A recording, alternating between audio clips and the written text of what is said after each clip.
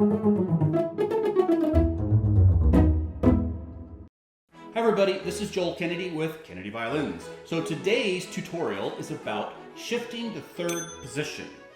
Now you don't learn shifting overnight, right? It's just something that you gradually get better at or you suck less at the more you practice it, okay? So today I'm just gonna give you a couple easy exercises in case you're really new to shifting that'll get you on the right track. So when you start practicing your shifting, you're going to have proper technique, and if you practice more, then you know that eventually you're gonna get really good at it.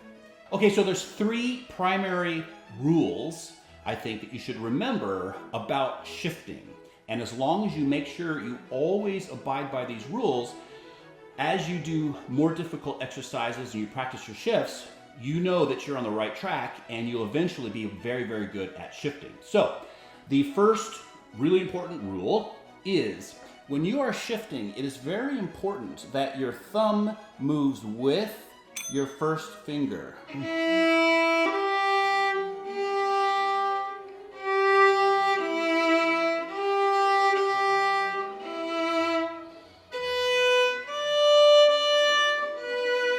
Sometimes when people are new at shifting, what they'll do is they'll move their thumb first and then their hand will come along. Or they'll move their hand and then they'll move their thumb in position. Remember, your thumb and your first friend are buddies. No matter what position you shift in, whether it's second or third or whatever it is, it's important that that thumb moves with your first finger. Now, when you're in the upper positions, right, then that changes a little bit because your thumb gets left behind. But the point is that when you're shifting, that thumb stays with that first finger, okay? Good, so the second thing that's really important is that your wrist remains nice and straight. So hopefully, when you're playing your violin, right, you're not playing it with the wrist like this, or you're playing it with the wrist like that, right? Right? Those are really bad habits. So you want to make sure your wrist is nice and straight on your violin, even on first position. But when you shift, it's very important. Do not lead with your palm, or do not lead with your hand, right? So that wrist position and first position, you keep that when you shift, right?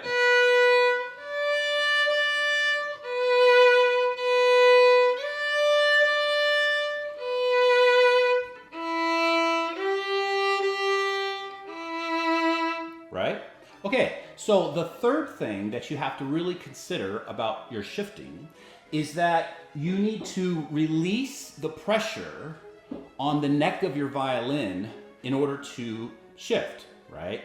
So hopefully you're not squeezing your violin really hard with your left hand, because really you should be able to hold your violin up without your hand anyway, right? So your hand should be nice and relaxed.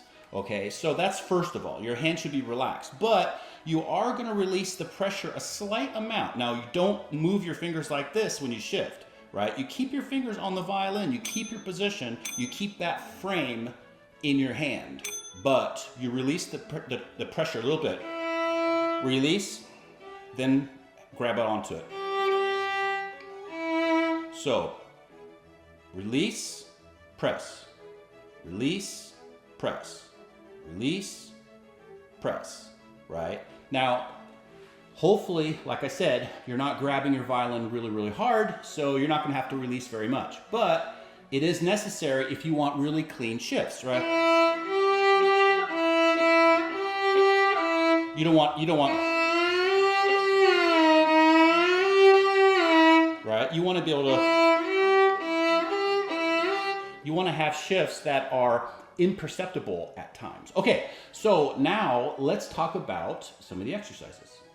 Okay, so for this first exercise, what it's going to be doing is teaching you how to match your third finger with your first finger. Okay, so you're going to be playing a scale to third finger, then you're going to be shifting to your first finger, and then you're going to play a few notes in third position so your hand starts getting used to that. So I will show you. So now match that, then match that. So remember, the reason why you're playing the third finger before the first finger is so your first finger can match that third finger. And hopefully you're playing your third finger in tune, okay? Now, the reason why you're playing in third position a little bit is so you can strengthen your hand and get used to playing in third position. So remember, these steps, the distances in between your fingers are whole step, half step.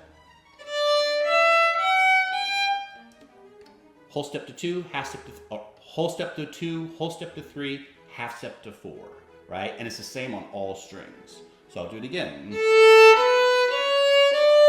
Match it with the first finger, then play your little scale. Whole step, half step.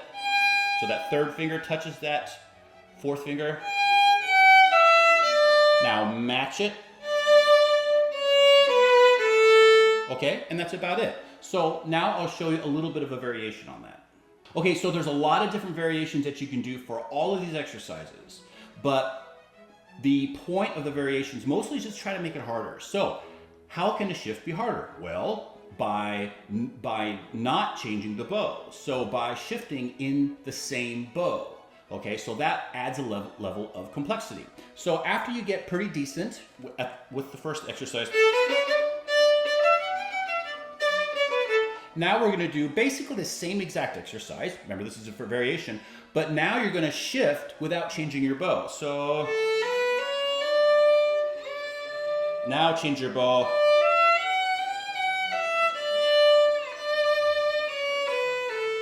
So you're always going to be changing the bow on first finger. So with this particular bowing, now you can make your own up, but with this particular bowing, it's 3 bows for the exercise, and you're changing your bow on the first finger. Those are the 2 things, remember. So 3 bows, changing your bow on the first finger. Shift. Now you can change your bow. Now you can change your bow. 3. Okay, now a little bit faster.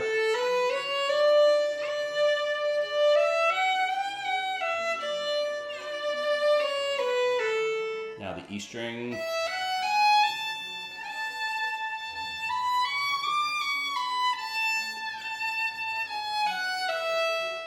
Okay, so that's about it. And just do that on all the strings.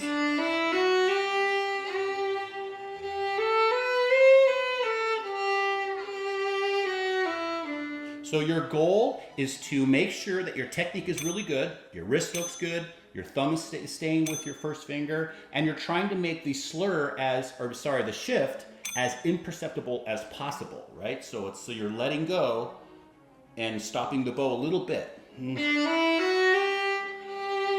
See that? Watch my bow speed. See that? You can change it a little bit.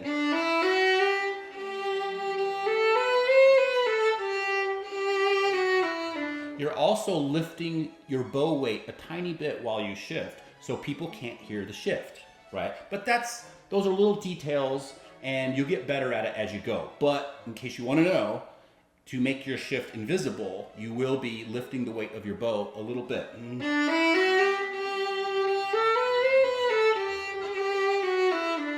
Okay, so let's talk about the second exercise.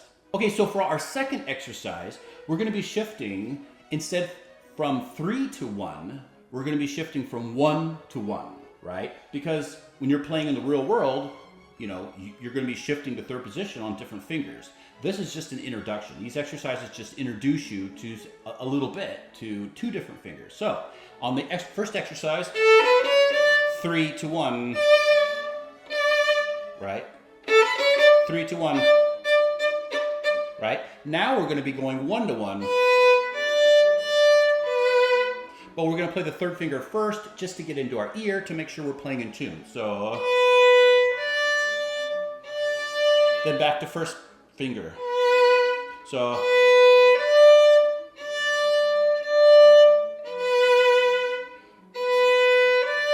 match it.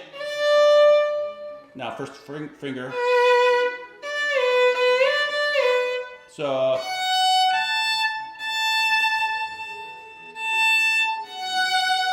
D string.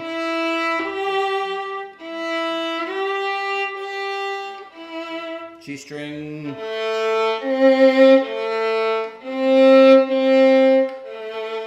Okay, so it's a pretty simple exercise. So here is a variation of that exercise.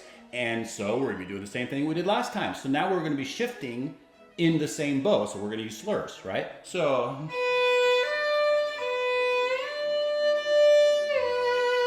Right? Just make sure that you're always moving your bow while you shift. We're not changing our bow on the shift, right? So we're making it harder. Then shift.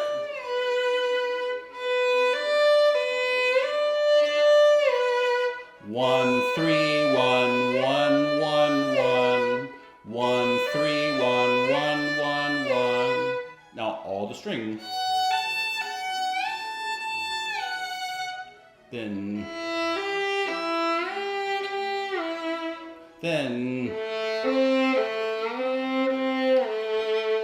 Okay, so there's that. Now, those two exercises are a very good way to introduce you to third position. Now, if you want to really get good at third position, of course, I highly recommend that you get an etude book, and then study an etude that, talks specifically about different positions, right? Because that'll make your hand really strong. But one thing that you can do in the interim, is you can just play a scale in third position. So you're going to play the entire scale in third position. That's going to kind of teach you where to put your fingers. So that would be the C major scale. So that's your C. So you're going to play a whole scale starting on first finger.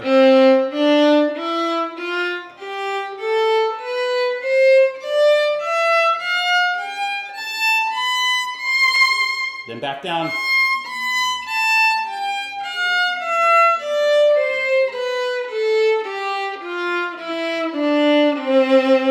Okay, and just remember, when you get to that E string, keep those fingers down, right? Don't do that. Keep your fingers down. Keep the first finger down when you play that fourth finger.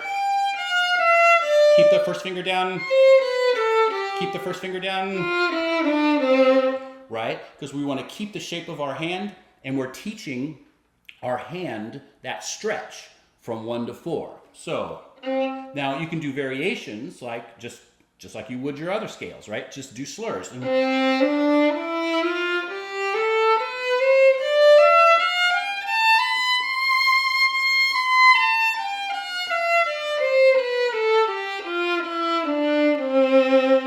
Okay, so those are 3 really easy exercises that'll introduce you to third position, and I highly suggest that you just incorporate those in your warm-up routine, right? So warm-ups are generally, right, when you just play your scales with the metronome from slow to fast, and then you work on a specific technique. Could be vibrato, could be spiccato, right? Could be shifting, right? So now you have a very easy exercise to start getting you acclimated. So if you are in book 3, and you're wanting to shift a little bit here and there, and you're trying to prepare yourself for book 4, I'm talking about the Suzuki books.